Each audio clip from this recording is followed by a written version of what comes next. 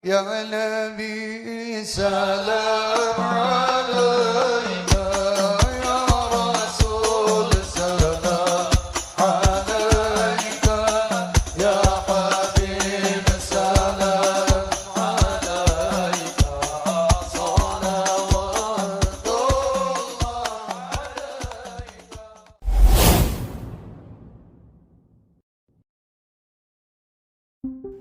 Kiai Haji Uci Turutusi atau yang kerap disapa dengan panggilan Abuya Uci, lahir di Kampung Cilongok, Pasar Kemis, Tangerang, Banten.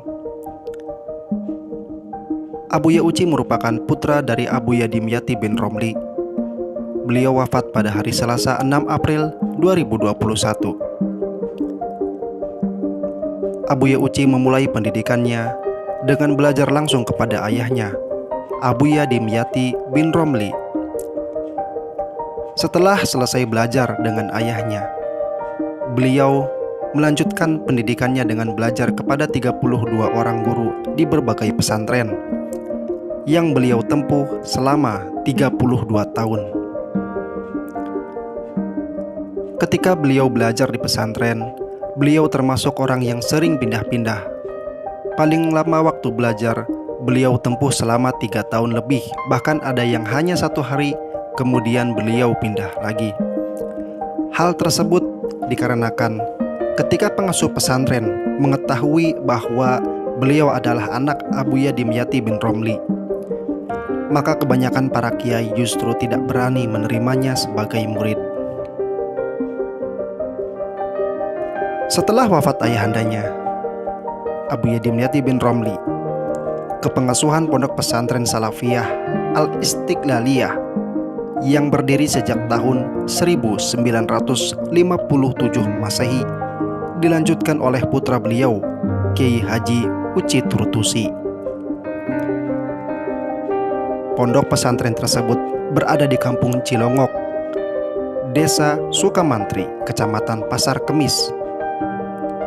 Saat ini di lingkungan komplek pesantren terdapat 4 masjid.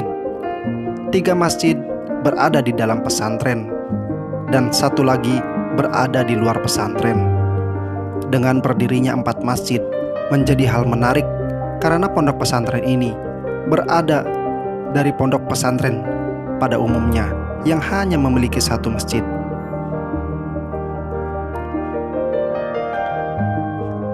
Kemasyhuran dan kealiman Abuya Uci sudah tidak diragukan lagi. Mulai dari para pejabat, pengusaha, dan rakyat biasa, banyak yang berdatangan kepada Abuya Uci. Ada yang hanya meminta saran, banyak juga yang meminta doa kepada Abuya Uci.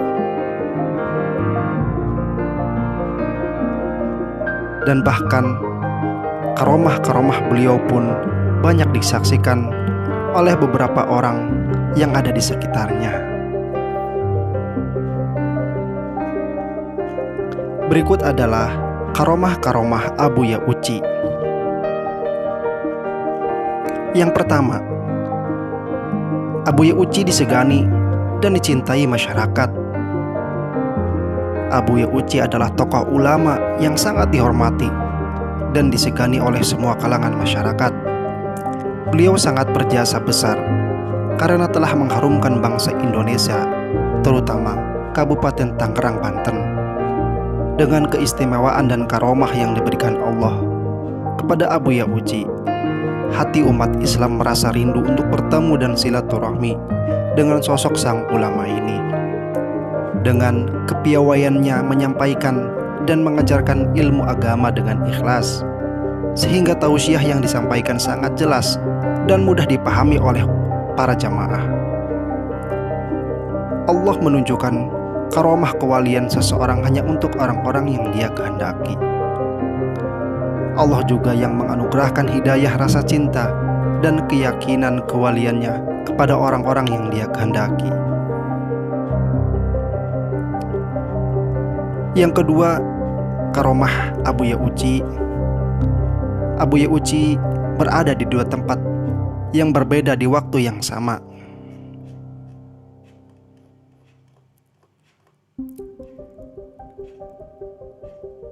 Sekitar belasan tahun yang lalu, saat pertemuan ulama-ulama sedunia yang diadakan di Yaman, Abuya Uci dan Habib Abdurrahman serta beberapa ulama Indonesia diundang untuk mewakili Indonesia. Habib Abdurrahman mendapatkan tempat duduk di sebelah Abuya Uci karena saat itu setiap meja sudah ditulis nama-nama ulama yang diundang sebagai tanda tempat duduk yang disediakan pihak penyelenggara. Kurang 5 menit dari waktu pembukaan acara, Habib Abdurrahman menelepon Abuya Uci lantaran sampai saat itu beliau tidak melihat Abuya yang seharusnya sudah berada di sampingnya. Abuya memberitahukan Habib bahwa beliau mendadak tidak bisa menghadiri acara tersebut. Saat Habib berbicara melalui telepon, saat itu juga tiba-tiba Habib melihat Abuya Uci datang menghampiri beliau, lalu duduk tepat di sebelah Habib sambil mengangguk tersenyum lantaran saat itu sang Habib sedang memegang HP dan menerima telepon. Melihat hal ini, Habib Abdurrahman marah-marah ke Abuya Uci yang sedang bertelepon dengan beliau lantaran merasa ditipu.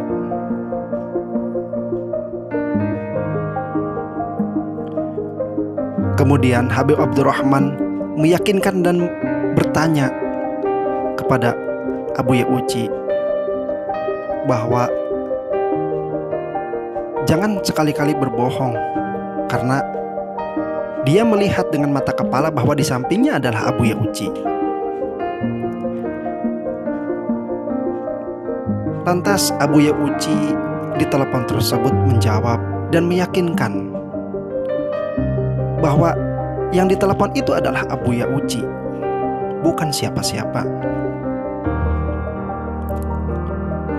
Sang Habib merasa dirinya saat itu bergoyang bagaikan di atas kapal, antara percaya dan tidak percaya. Tidak percaya, tapi suara di telepon adalah suara Abuya, dan yang beliau telepon adalah nomor telepon rumah Abuya Uci.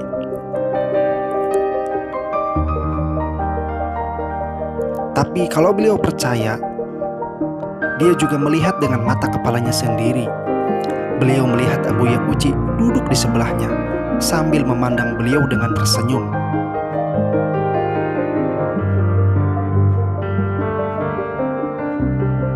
Akhirnya Habib kembali menanyakan dan meyakinkan kepada Abuya Uci, ini sebenarnya yang mana yang asli? Abuya Uci menjawab, wallahu alam, yang jelas saya tidak bisa hadir. Sambil beruluk salam dan menutup HP-nya, tubuh Habib bergetar hebat, lalu lemas, dan akhirnya beliau benar-benar yakin ternyata yang asli adalah Abuya Uci yang diteleponnya barusan. Lantaran Abuya Uci yang ada di sana itu memang Abuya Uci, tapi tidak banyak bicara, terkesan sedikit sombong, lebih banyak senyum kepadanya. Abuya Uci yang beliau temui di sana hanya banyak bicara saat diberikan kesempatan bicara. Saat acara selesai, Abuya Uci pamit ke Habib dan langsung pergi. Tidak seperti biasanya Abuya Uci seperti itu.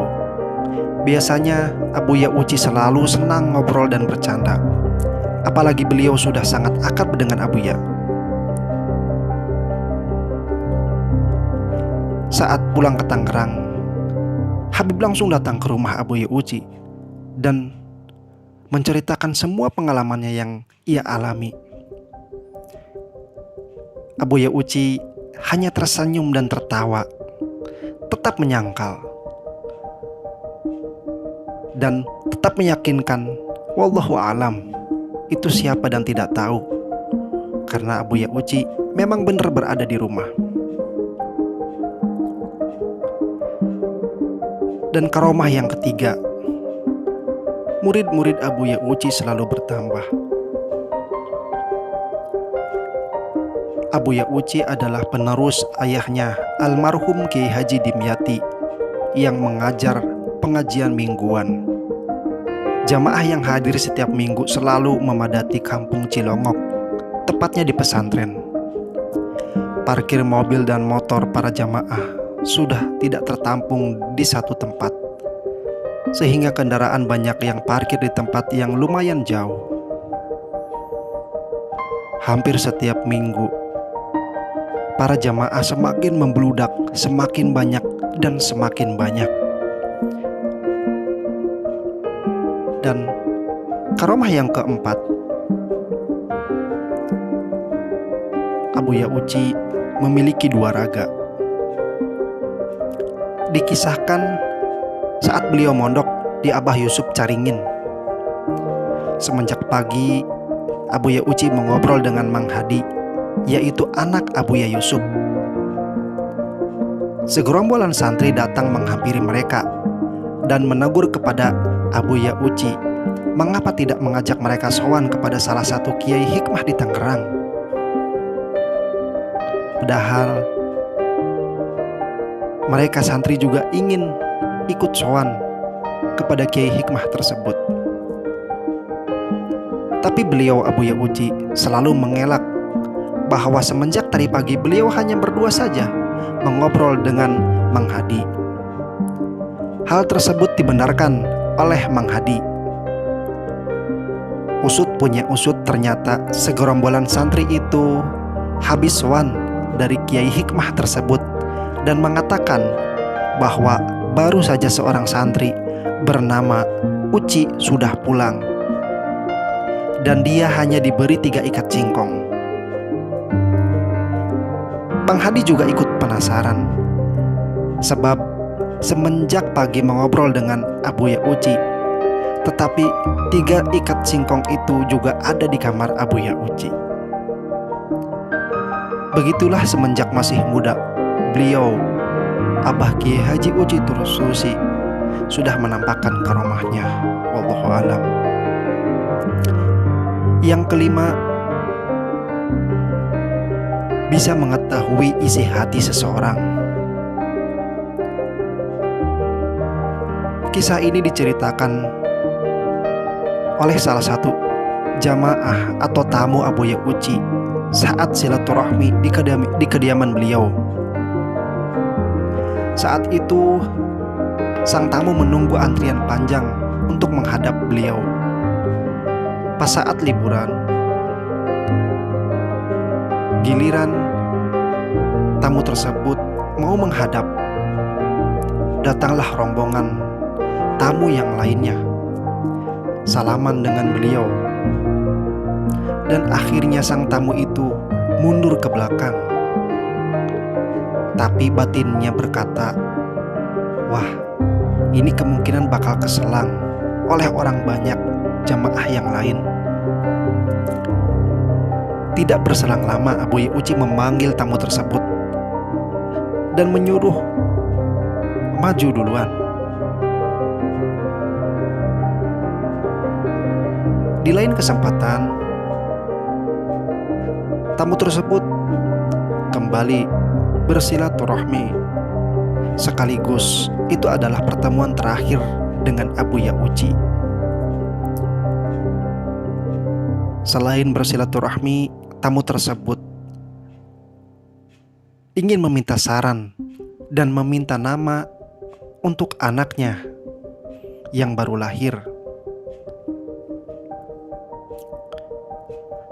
Akan tetapi sebelum beliau keluar dari rumah untuk menemui tamu-tamunya, tamu tersebut berkata dengan temannya, kalau saya nanti dikasih nama oleh Abuya Uci untuk nama anak saya,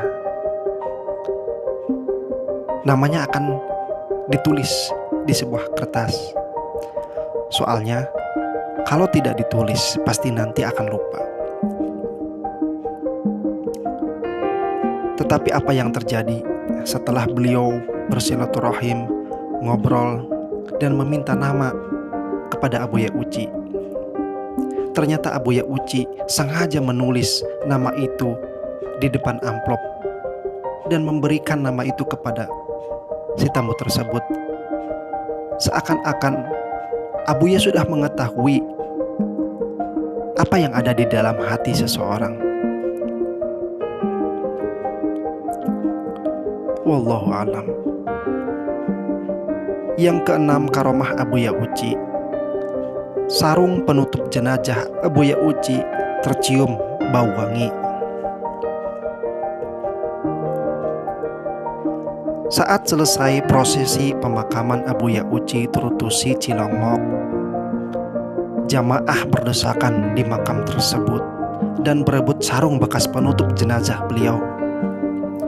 Akhirnya sarung tersebut diamankan petugas Satkhus demi menjaga ketentraman. Dari hasil kompromi, akhirnya sarung tersebut diamanatkan kepada seseorang petugas Satkhus yang berasal dari Legok, Tangerang, yang untuk sementara akan disimpan petugas tersebut dan nantinya akan dikembalikan ke keluarga Abuya Uci. Saat satu hari sarung tersebut disimpan sang petugas Satkhus di rumahnya, tiba-tiba rumah beliau didatangi seorang sesepuh di kampung Legok. Sang sesepuh menyangka beliau sedang mengadakan hajatan lantaran mencium aroma yang sangat wangi dan suasana rumah terlihat terang benderang, serta melihat banyak pemuda yang gagah dan berparas tampan keluar masuk rumah sang petugas Satkhus tersebut. Padahal saat itu rumah tersebut tidak mengadakan acara apapun. Saat diberitahu bahwa rumah tersebut menyimpan sarung bekas penutup jenazah Abuya Uci, sang sesepuh pun menangis terharu lantaran beliau meyakini bahwa aroma wangi dan apa yang dilihatnya itu ternyata berasal dari sarung bekas tersebut. Beliau terharu lantaran bahkan setelah pupus pun karomah Abuya Uci masih dapat terlihat dan dirasakan. Bukan hanya dilihat dan dirasakan sang sesepuh, bahkan hampir semua orang yang melintas di depan rumah sang Satkhus tersebut, hingga membuat rumah sang Satkhus jadi ramai dikunjungi orang.